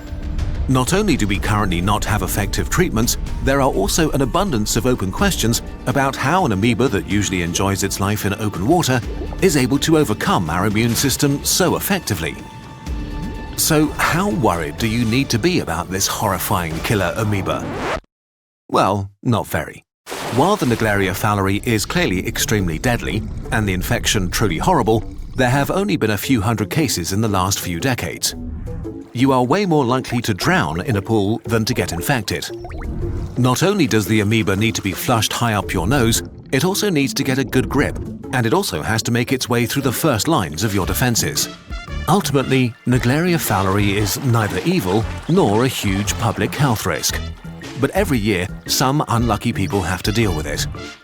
We still have so much to learn about it, and until we find a way to treat it, Naegleria fowleri will continue to be this vague and horrifying thing, hunting in puddles and lakes, and sometimes pools. Usually for bacteria, and very occasionally for people. Oh, hey. Who are you? It's me, your existential dread. Okay. I'm here to make you question your own existence and everything you hold dear in life. Could you not, please? Too late. Just look at all these amazing posters full of humbling visualizations, like the scale of the universe. Look how huge it is and how small you are. Look at the Education Edition, how it dives deep into the history of evolution or all the other scientific fields to make you feel bad for all the stuff you don't know. Or look at this one. It glows in the dark. But Dread, these do make me feel good actually. They do fill me with excitement and awe about how amazing our universe is. And I love learning. And look how pretty they are. No! I can't persist in the presence of awe! How long do you think it will take before machines do your job better than you do? Automation used to mean big, stupid machines doing repetitive work in factories. Today, they can land aircraft, diagnose cancer, and trade stocks. We are entering a new age of automation unlike anything that's come before. According to a 2013 study, almost half of all jobs in the US could potentially be automated in the next 2 decades. But wait, hasn't automation been around for decades? What's different this time? Things used to be simple. Innovation made human work easier and productivity rose, which means that more stuff or services could be produced per hour using the same amount of human workers. This eliminated many jobs, but also created other jobs that were better, which was important because the growing population needed work. So, in a nutshell, innovation, higher productivity, fewer old jobs, and many new and often better jobs. Overall, this worked well for a majority of people and living standards improved. There's a clear progression in terms of what humans did for a living. For the longest time, we worked in agriculture. With the Industrial Revolution, this shifted to production jobs. And as automation became more widespread, humans shifted into service jobs. And then, only a few moments ago in human history, the information age happened. Suddenly, the rules were different. Our jobs are now being taken over by machines much faster than they were in the past. That's worrying, of course, but innovation will clearly save us, right? While new information age industries are booming, they are creating fewer and fewer new jobs. In 1979, General Motors employed more than 800,000 workers and made about $11 billion US. In 2012, Google made about $14 billion US while employing 58,000 people. You may not like this comparison, but Google is an example of what created new jobs in the past. Innovative new industries. Old innovative industries are running out of steam. Just look at cars. When they became a thing 100 years ago, they created huge industries. Cars transformed our way of life, our infrastructure, and our cities. Millions of people found jobs either directly or indirectly. Decades of investment kept this momentum going. Today, this process is largely complete. Innovation in the car industry does not create as many jobs as it used to. While electric cars are great and all, they won't create millions of new jobs. But wait, what about the internet? Some technologists argue that the internet is an innovation on a par with the introduction of electricity. If we go with this comparison, we see how our modern innovation differs from the old one. The internet created new industries, but they're not creating enough jobs to keep up with population growth or to compensate for the industries the internet is killing. At its peak in 2004, Blockbuster had 84,000 employees and made $6 billion in revenue. In 2016, Netflix had 4,500 employees and made $9 billion in revenue. Or take us, for example. With a full-time team of just 12 people, Kurzgesagt reaches millions of people. A TV station with the same amount of viewers needs way more employees. Innovation in the information age doesn't equate to the creation of enough new jobs, which would be bad enough on its own, but now a new wave of automation and a new generation of machines is slowly taking over.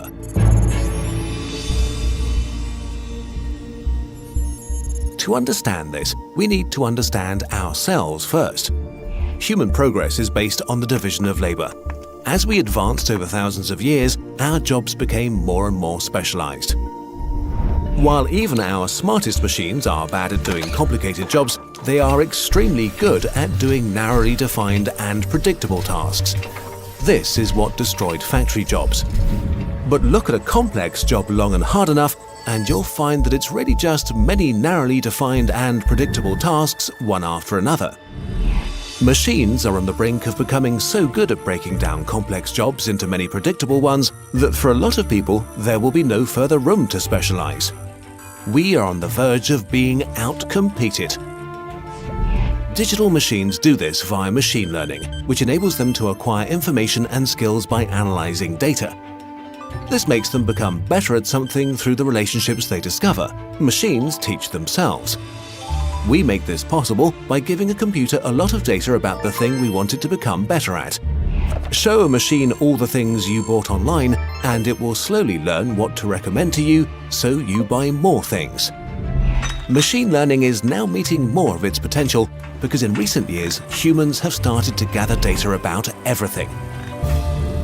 Behavior, weather patterns, medical records, communication systems, travel data, and of course, data about what we do at work. What we've created by accident is a huge library machines can use to learn how humans do things and learn to do them better. These digital machines might be the biggest job killer of all. They can be replicated instantly and for free. When they improve, you don't need to invest in big metal things, you can just use the new code. And they have the ability to get better fast. How fast?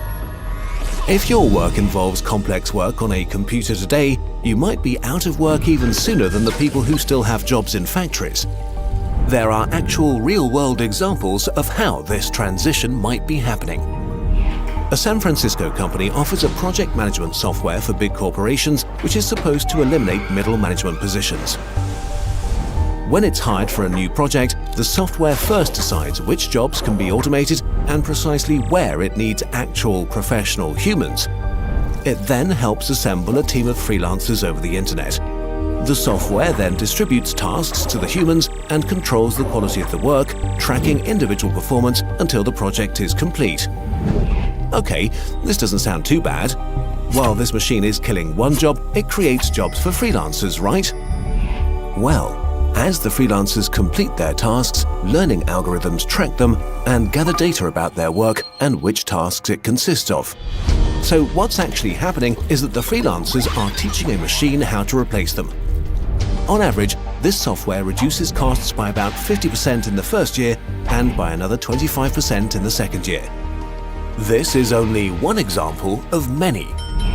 There are machines and programs getting as good or better than humans in all kinds of fields, from pharmacists to analysts, journalists to radiologists, cashiers, bank tellers, or the unskilled worker flipping burgers. All of these jobs won't disappear overnight, but fewer and fewer humans will be doing them. We'll discuss a few cases in a follow-up video. But while jobs disappearing is bad, it's only half of the story.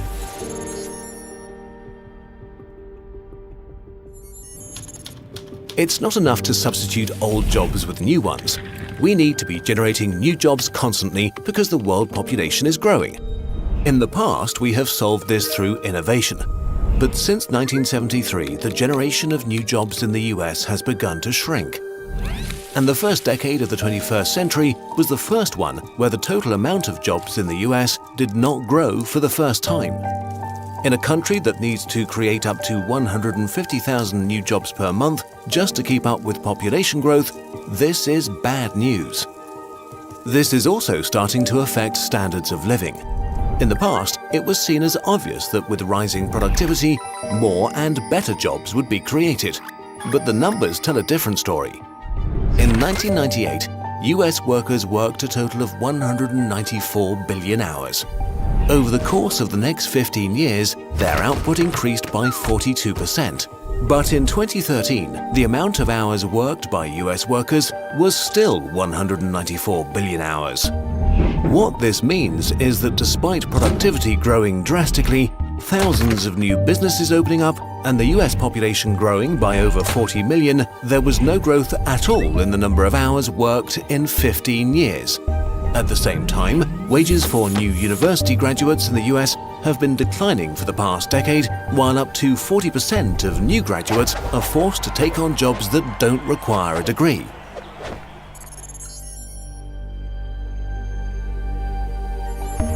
Productivity is separating from human labor.